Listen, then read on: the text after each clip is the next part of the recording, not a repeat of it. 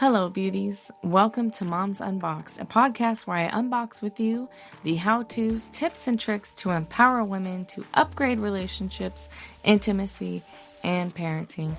I'm your host, Melanie Carolyn, a multi-dimensional woman, life coach, lover, and mom who's made a lot of fucking mistakes. If you want to live a sensual and liberated life, you've come to the right space. Don't forget to follow Moms Unboxed because you don't want to miss an episode.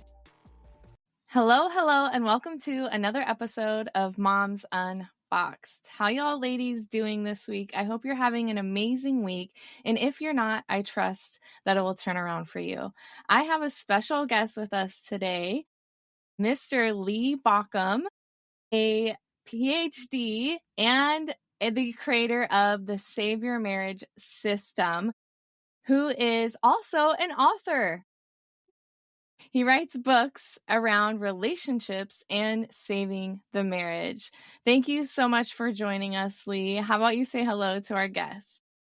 Well, first, Melanie, thank you so much for having me, and hello to everyone. This is I'm excited to be here, so I'm looking forward to our conversation. Yes, and as a relationship coach, you help partners all around the world save their marriage using systems like the 3 connections of dimensions. And this is what I really wanted to talk to you about today, because I'm seeing all over Instagram and social media that women are really fed up with their husbands right now.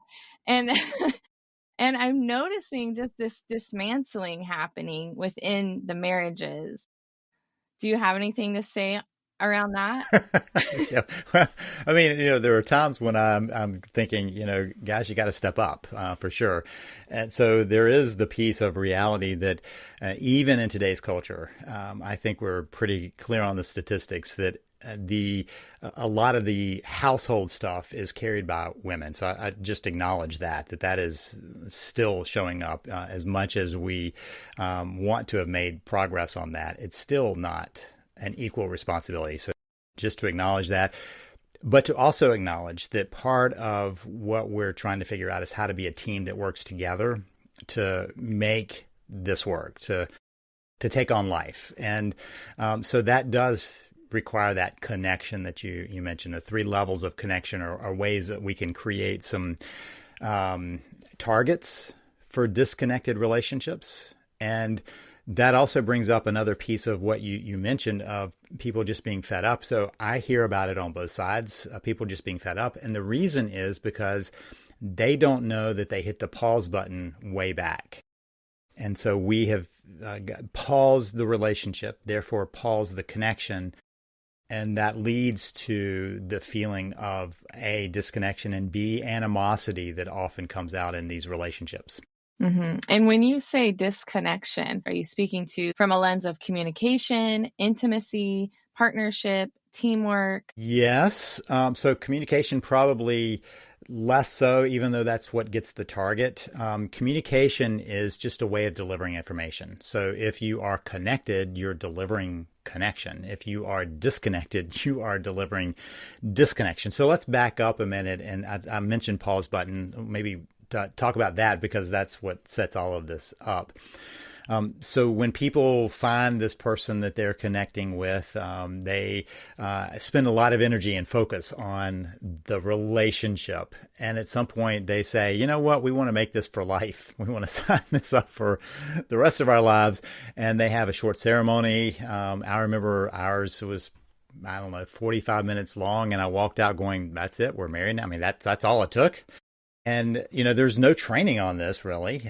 And so you're kind of doing on the job training, and that's where we kind of hit the problem. So I'm not saying it's right after people get married, but it's after they get married. They go, okay, we've got this relationship. We've got that nailed down. So now we got to get back to life, having kids, getting so far in a career, other activities, friends, whatever. And so they unconsciously or subconsciously hit the pause button, thinking we'll get back to us when whatever calms down. This is the problem. It's always a rolling deadline, right? when the kids are out of diapers, when the kids are in school, when the kids are in high school, when the kids are out of college, it just keeps on rolling. Or when I get to this point in my career, when I get to this point in my career. And so we always are pushing it down because we start to form the patterns and the habits of not being in the connection.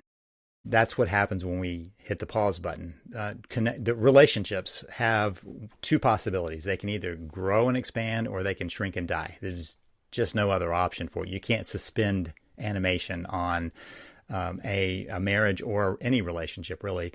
And yet that's what people do every day. So that lack of training, that no on the job, it's on the job training. So that lack of training means that people don't realize that they have to put the effort into the relationship. Not as much as when they were trying to form it, but you keep it going. It's a momentum issue. Once you get something going, the momentum will carry it. You can keep on moving it forward easier than if you're trying to start it from a dead stop. And that's what often I see is couples are at that dead stop point, or barely moving point. It's lost momentum, and now they're in trouble. Yeah, and I think some of this is contributed by a lack of priorities.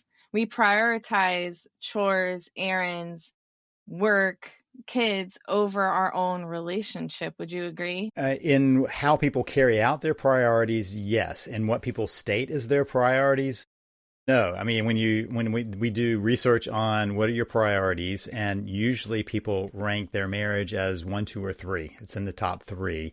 And for a lot of people, it's number 1 in what they say is their priorities. So one of the things that I realized is that we have, I call it having a value stack. And I think about it as bricks. And so you're holding these together and you're going, which one do I stack on top? And you can say that this is important, but this one keeps winning out. So if you say my marriage is important, but the different other things of life, of chores, of dealing with the kids, of being out with friends, of doing well at work, of whatever activities, then your value stacking is showing something different than what you say your priorities are. So my question is always, and this is one I ask myself multiple times a year, are the things in my life stacked up in a way that match what I say my priorities are, or are they mismatched at this point? And if they're mismatched, how can I rearrange that stack so that they're back into alignment with what I want? Yeah, that is a good question to ask couples, because I do agree. It's not that we don't think it's a priority. It's just that other things are winning out and pulling at us more so than our marriage. And he'll always be there, and we tell ourselves, well, we'll work on it tomorrow, and tomorrow never comes. Yeah, well, that's the pause button, thinking you will get back to it at some point. It used to be I would hear from people that said, I thought once we retired, we get back to us. I don't hear that as much now. People are more thinking that it's a shorter term pause and it just stretches on. And so then when somebody's in pain, because that's the nature of that, I mean, we are desperate for connection as humans. That is wired into us at the deepest level. If you're not getting it one place, you're going to find some other substitute for that connection. And so if it's not in the relationship, you're in the marriage relationship, you're going to find it, being overly connected with kids or friends or job or hobbies or somebody outside of the marriage. There's something that's going to get that connection because we desperately need it. And so it kind of, it ekes out. It finds its way out into other areas unless we go, okay, this is where I really do want to put some effort. And so this is where people will often say, well, it's just so much work. And so I always suggest that people switch work and effort. It's effort. And my observation is anything that's important takes effort. It's just, if it doesn't take any effort, it's probably not worth a whole lot. I mean, that's the nature of how we live our lives. So yes, it takes effort, but that's representing what's important. Most people are willing to put effort into, for instance, parenting. The reason they do it is because it's important for them to be a good parent. Well, this is the same. Is it important enough to put the effort into the relationship and keep it going? Yeah. And as you speak, I'm reflecting back on my marriage. I'm now separated from my husband, but we were together for 11 years. And the connection between us became all about parenting, house projects, bills, and work. So I would have to say that in order for a marriage to be happy and successful and loving, that there needs to be the right type of connection. So you were conversing about those things. It's not particularly connecting when you're talking about a lot of what you said. You may go, okay, we're working on this together, but it still doesn't feel particularly connecting to talk about parenting or schedules or home improvements. It's a conversing, not connecting. But you're right. There are some areas of connection that couples can use as kind of some targets of where they are. So the 3 levels of connection, and this is levels, not stages. It's not like you're building towards. These are 3 distinct levels that can always be there in a relationship: are physical, emotional, and spiritual. And so just to kind of find on what those are about, physical connection is loving touch. That is wired into us as warm-blooded creatures. And that's nonverbal. When I say physical connection, people go, "Oh, you mean sex?" No and yes. I mean, yes, that is a part of it, but that's not the only thing. In fact, that is often an indicator that somebody has missed the boat on that if they think that's the only way they're going to physically connect, right? So loving touch, hugs and kisses, hand-holding, back rubs, patting each other just on the way by, that's all physical connection. My dog, who's currently sleeping beside me, loves to be against me, right? That's her physical connection. And that means that that tells me she likes me and I like her and I pet her and she's appreciative of that.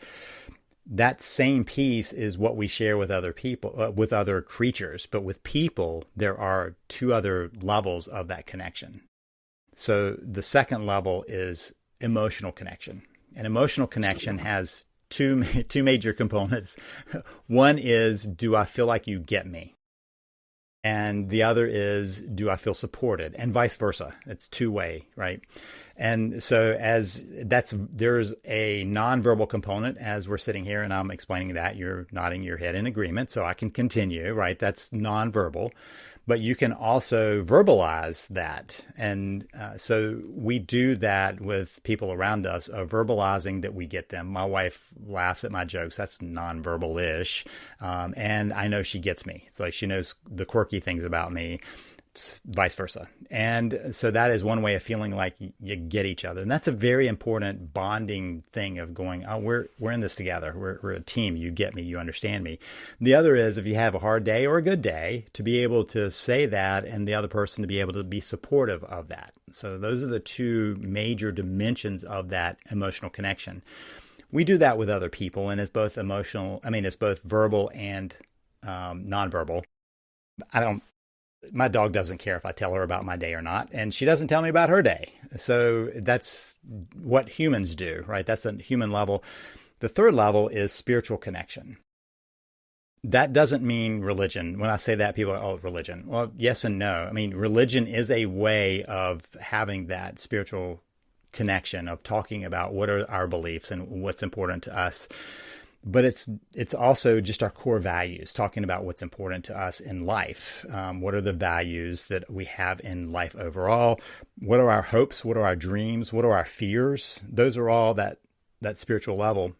What I've noticed, because for years, I was seeing people who were getting married in 7 locations in my town, is that couples often fall in love when they have this conversation that often happen late in the evening and went till early in the morning, where they start talking about the family they grew up in, what was important to them, what is important to them, what they hope for in life. And you go, oh gosh, we have these similarities. We have these connection points. That's the spiritual connection.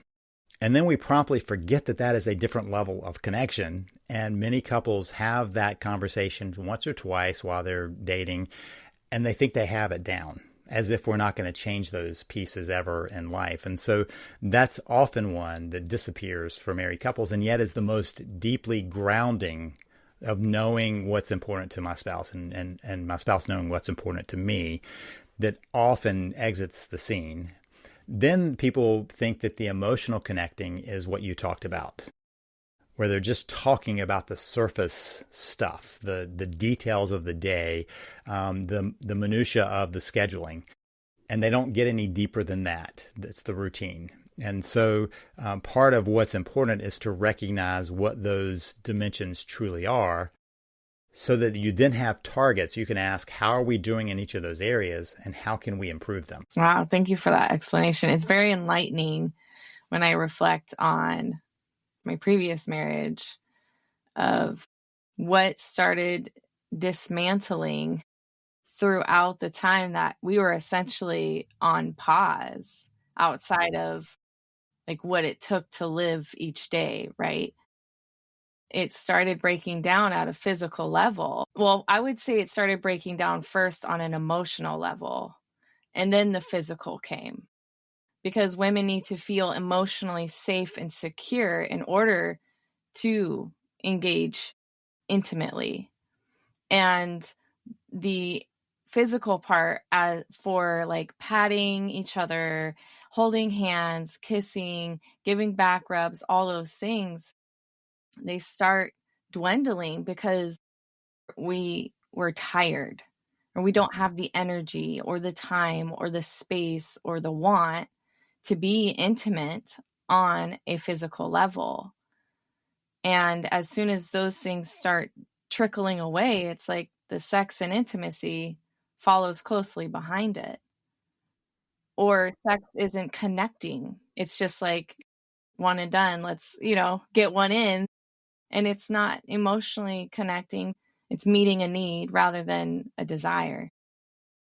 Yeah, and there are some places where that's hard to tease apart, and just because they're of the way we're wired, but that is certainly true.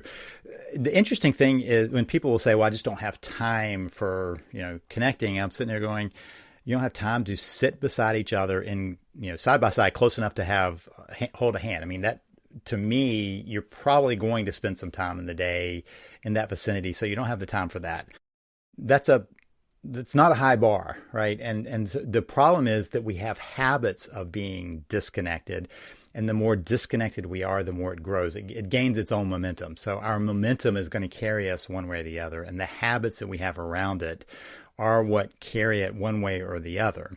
And so when people tell me, it just shouldn't be work. That's what they tell me. It shouldn't be work. It's the important things that take the effort, just as we talked about with those priorities. And so if you're putting in the effort, can I spend some time with my spouse rather than having this in front of me? Because I watch how much energy people put into these devices, and they're not doing it to a spouse. And it tells me it's not a lack of energy. It's a lack of the momentum and the habits that form that. Yeah, absolutely. I agree. That was one thing I was going to say is we spend so much of our energy and time numbing out on social media and scrolling and well, they call it doom scrolling. But it's like, put that down and notice how much time you can give back to yourself and into your relationship when you're not finding different ways to tune out.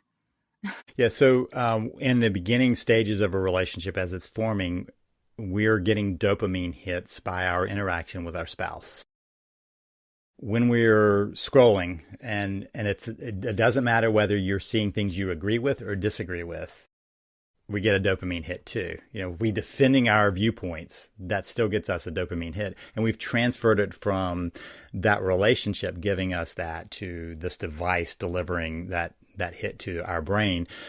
It's the same chemical reaction. We just find it easier to get when we don't have to do anything but stare at it. It's delivering it to us. And so the working on the connection does take some habits and some effort. It's just whether it's a better payoff than whatever social media has got your attention. Mm-hmm. And I would say we're not even aware of it at times, about the lack of emotional, physical, and spiritual connection, because our attention is gravitating toward other things, and we're not even thinking about how it's affecting our partner. And so it takes a certain amount of wherewithal and awareness and conversation to express to one another how we're feeling when we're watching our partner just their face in their phones. How does that make us feel?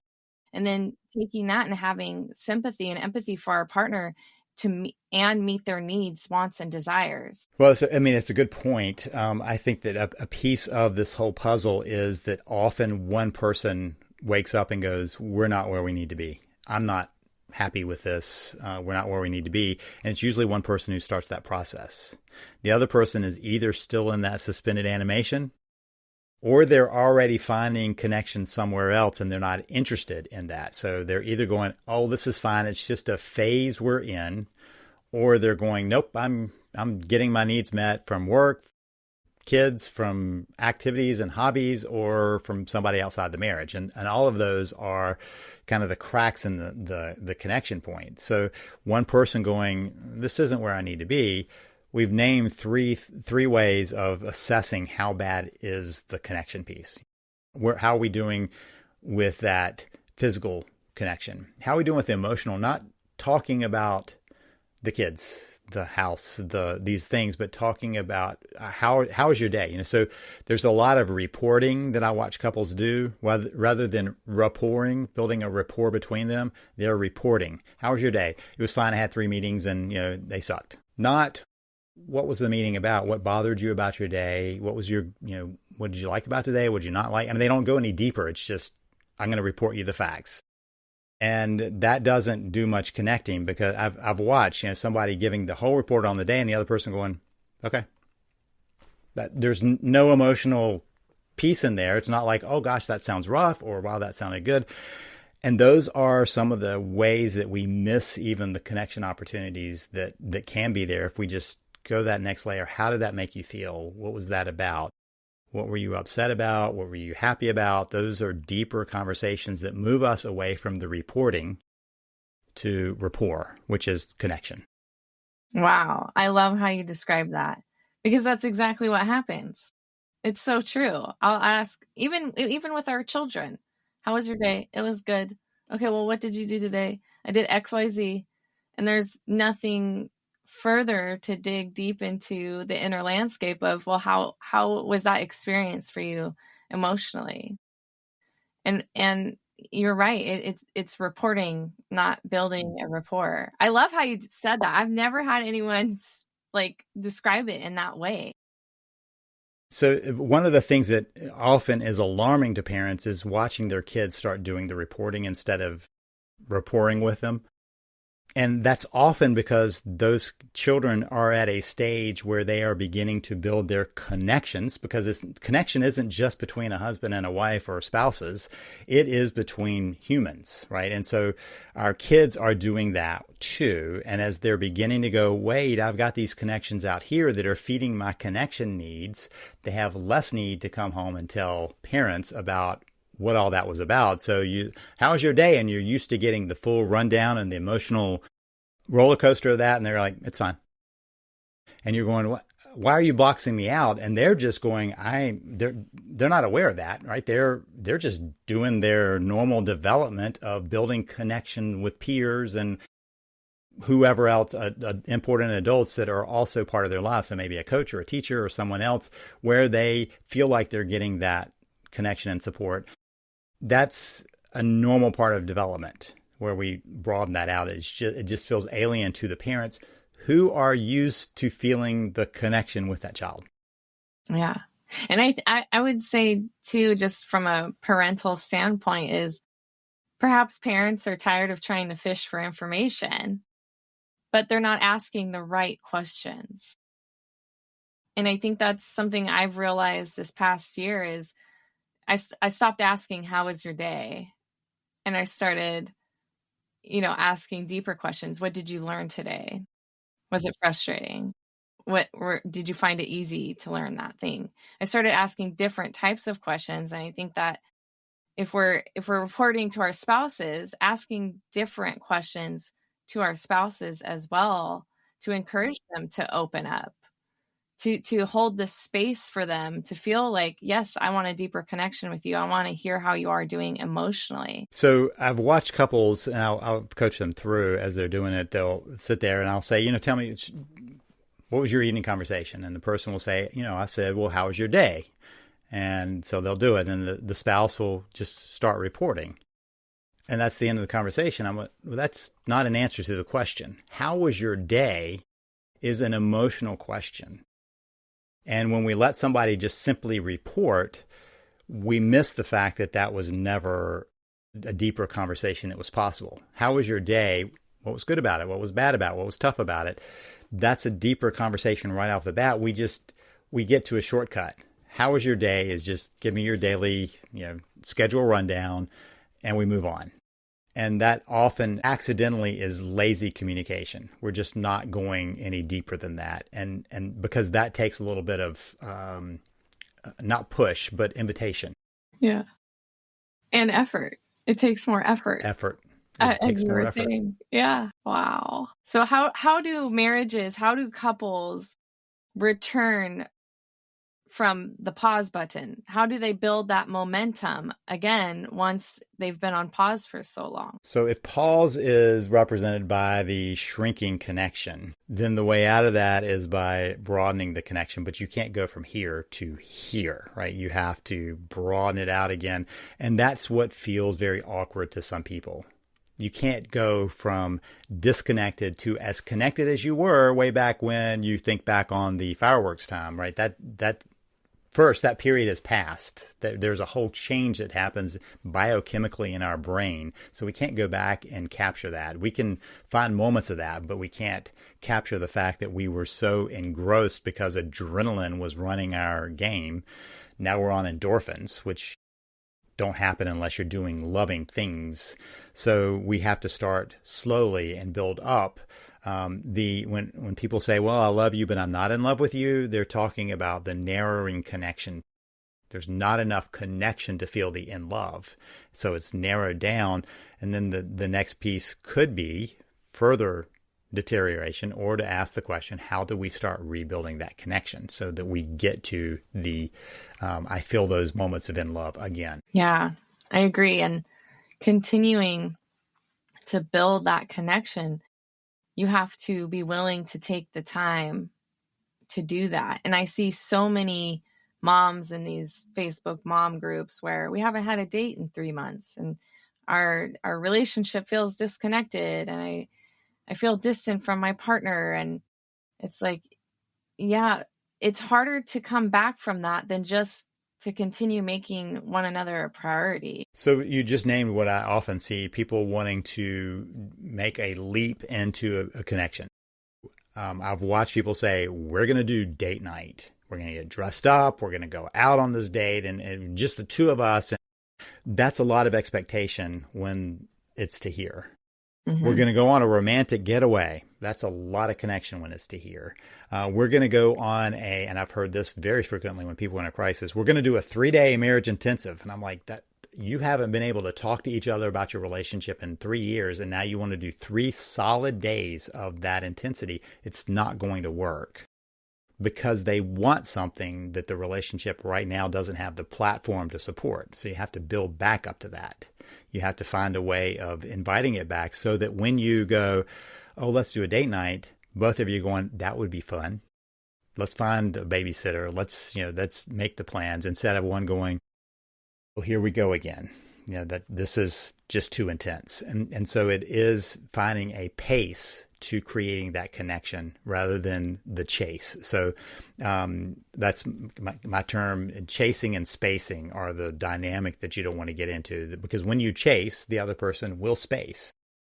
And then you have to find what is the pace? What is the pace that I can do to slowly build this up so that we get to a place where it can support more connection and both of us are wanting to be more connected. Yeah. And sometimes that just looks gradual, like watching a movie together and cuddling, right? Not setting this high expectation, because when we have an expectation that something is going to go a certain way, we oftentimes get disappointed because it doesn't go the exact way we think it's going to go. And that just creates more doubt in the relationship. Yeah, so the difference between watching a TV and just being up against each other and cuddling versus doing these deeper conversations. One is side by side connection, the other is face to face, and face to face is pretty intense. You know, if I say we're going to go and we're going to sit down and talk out our relationship, if the person is not ready for that, they are headed for the hills. Hey, I'd love to watch that new comedy. Would you like to watch with me? Is far less intense because there is something to be watching. There is something to focus on. And we have a chance of still having side-by-side connection. It may not be what people want because they want to get to the end result, but it may be. So it's kind of like if you get out of shape, you know, you can't suddenly go back to the weight room and lift what you might have been lifting, 3 years ago when you were really in shape, and you may not be able to do the treadmill for as long as you could when you were really in shape, but could you start lifting something lighter? Could you start on the treadmill slower? Could you build up to what you're looking for? If you expect to be able to get immediately back into that, relational shape, you're going to have the same problem as you're in the gym. You're going to be pinned underneath the weights, or you're going to be falling through the back of the treadmill. All right, Lee, stop describing me in the gym, okay? But being there, how important is it just to be there and to get started, right? I mean, that's what I see. The mistake is not people going, oh, I can't lift what I could. The mistake is going, well, since I can't do that, I'm not going to do anything. Yeah. And one of the things the Dalai Lama says in his book, How to Expand Love, is the greatest form of love is presence. Just being simply present with the person that you want to build a further connection with is one of the greatest gifts that we can give someone. It's holding space for them. It doesn't have to be this grandiose date night. It just is your presence, and you're showing them that you are there for them. When early in my career, I spent some time as a hospital chaplain, and in the beginning, I was like, "What do I say to these people who have just faced the worst moment of their life?" And I had a supervisor who said, "You need to say anything? Be with them, pat them on the back, hold their hand, just be with them." And sure enough, that was what it took. There are a lot of times there is not a thing you could say that would be comforting as much as the presence of just being there. You couldn't fix it for them. That's what we try to do with words. But being there, if somebody's having a hard day, if a spouse is having a hard day, they don't need a spouse to fix it. They need a spouse who is with them, going together. So I have a core belief that successful marriages create a we. We are in this together. We are a team. And that's a mindset piece. I know my wife is with me on this journey. My wife knows that I am with her on this journey. And because of that, when something comes up, we're like, okay, I've got you, you got me. We're in this, we're the support system. That's what leads to success in marriage. What breaks it down is when it becomes you're against me, you versus me. And when that happens, it's a turned against rather than turning toward. Mm-hmm. Yeah. And as I reflect on the you and me does not create a we, I see this when it comes to couples who are integrating families and they have different parenting differences. And there's this like tit for tat, defending my kids and defending their kids. And they start creating this frenemy type of relationship when it comes to parenting. And they forget that we're a support system together. It's a we, and how can we conjoin or bridge our parenting styles so that we aren't creating discord and this disconnection between the two of us. And it starts bleeding into the rest of the relationship, into the physical connection, emotional connection, and the spiritual connection when they're butting heads over differing parenting styles. Mm-hmm. Yeah, it begins to be your kid, my kid thing instead of our kid. We've joined this family, and yet we resist doing that. There are obviously some ways that has to be managed for a child, because there could be a parent somewhere else, but to recognize that internally. So there are 5 big areas where couples fight the most. Money is number 1. Kids, religion, and politics now. in-laws, and sex. Those are the big five. Every one of those has its roots on whether you're dealing with it as a we or you're dealing it as a you versus me. So let's go with one where I'm going to take two of parenting and money, right? Because I think this kind of shows that it's not what a lot of people think. Money. The fact is that a household has resources coming in and has resources going out. That's all it has. And so when we divide it up as your money versus my money, we're creating internal divisions where there aren't actually internal divisions. If I'm spending my money, I'm taking money out of our household. This is not about how you set up the accounting. That's irrelevant to the mindset behind it of going, our resources being used one way or the other. And so a lot of times couples fight about that because they haven't thought about it as how do we want to use our resource? Okay, so that's us. Parenting, research shows, well, first of all, you put any two people together and they are going to find that they're not on the exact same page parenting. That is just the nature of two different people with two different viewpoints. And it's not bad for the kids. Research shows that if parents, depending on, they can be permissive, they can be strict, but if they are consistent as individuals in how they're treating that child, the child will be just fine. The problem is when they fluctuate internally within, one or the other is doing that internal fluctuation. But if you have one who's permissive and one who is strict, that works okay as long as they say, we're in this together as a team. I'm not going to use the kids as a pawn in our fighting against each other. We're going to support each other. And so they can find a way to navigate that. So you put two together, one of them is going to say you're more permissive and I'm more strict. And that's just because they're two different people and whatever. When you have two viewpoints, they are going to be different viewpoints.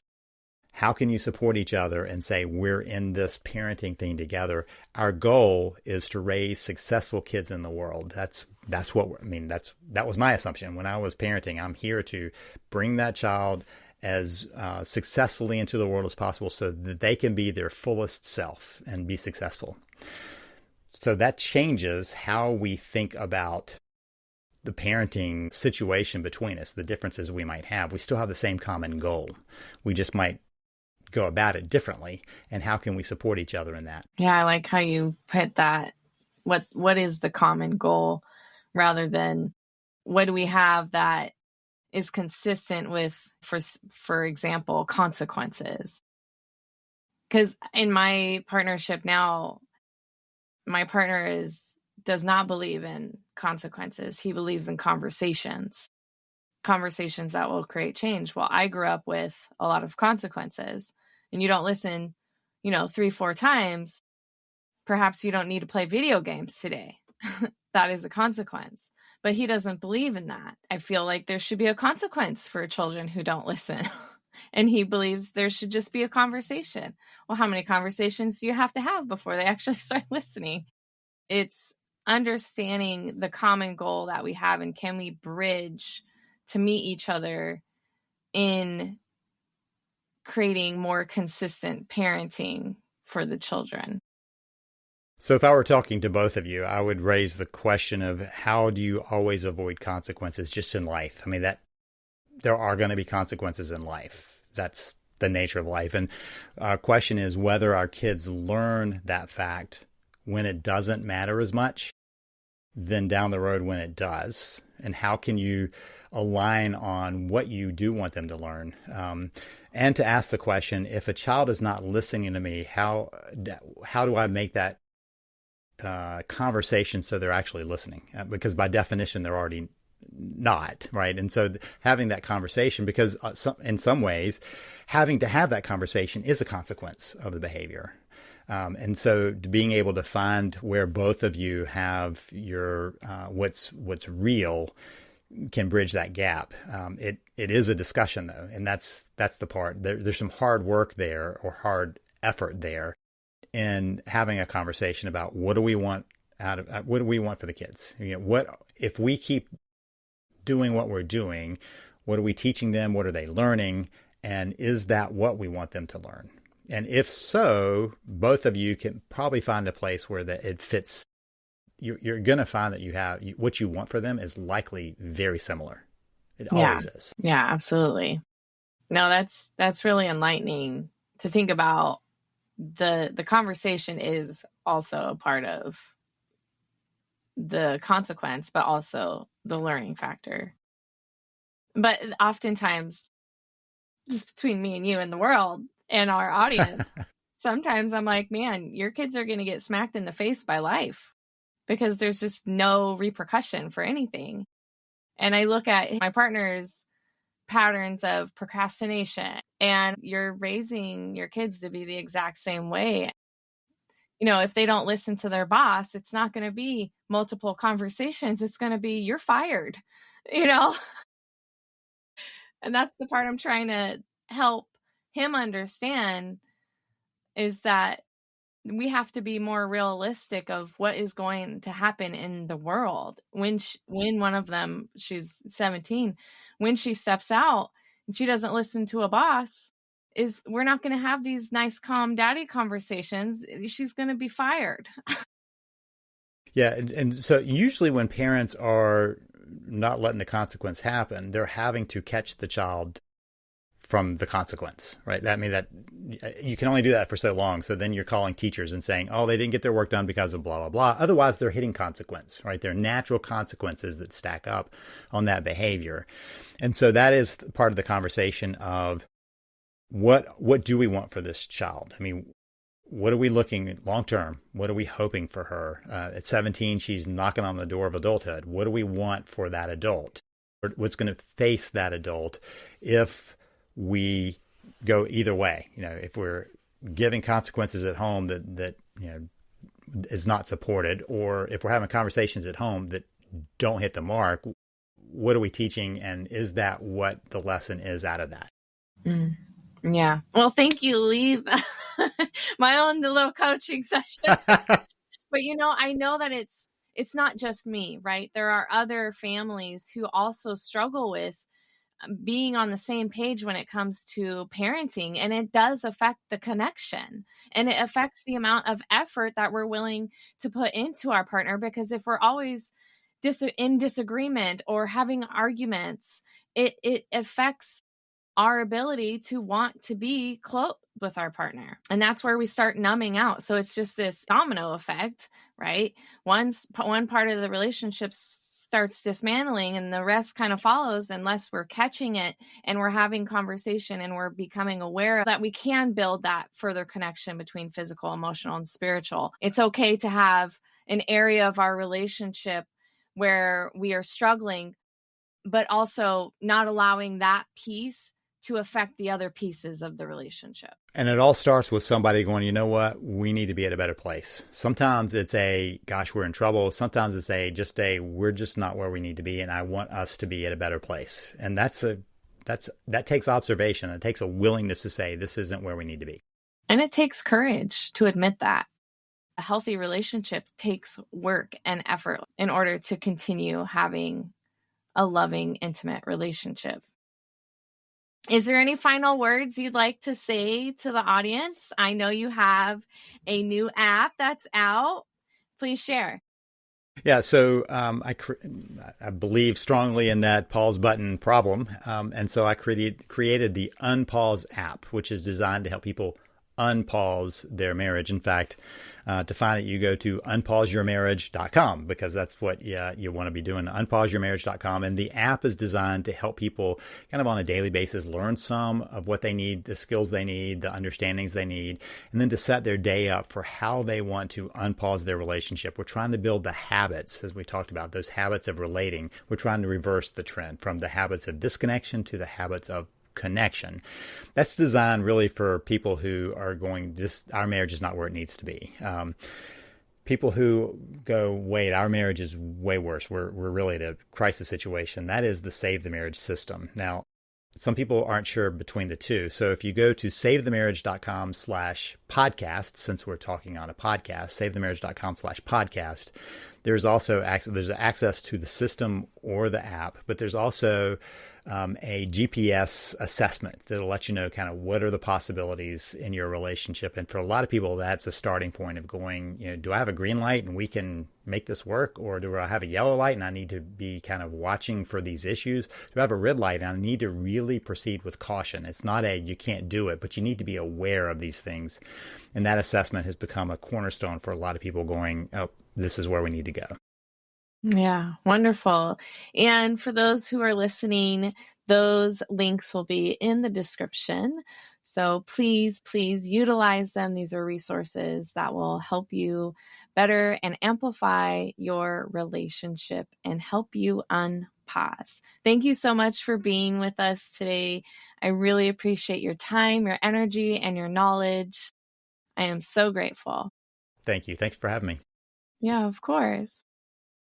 All right, mamas, thank you so much for tuning in this week. And if you know anyone, a mommy friend, a woman friend, any type of partnership who is needing to press unpause in their marriage, please send them this episode. That would be so amazing. And don't forget to live a liberated, sensual, and unboxed life. Thank you again for listening to Moms Unboxed. Please don't forget to share this episode with all your mommy friends and follow me on Instagram at Moms Unboxed Podcast. Tune in next Thursday for another juicy episode. Until the next time, sunshine.